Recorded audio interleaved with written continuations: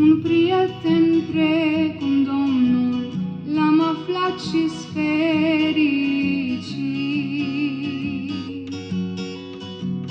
Am în suflet multă pace, într-o zi m-am mântuit. El mi-e toată bogăția, chiar de aici sunt călător. Mi-a trasat o cale nouă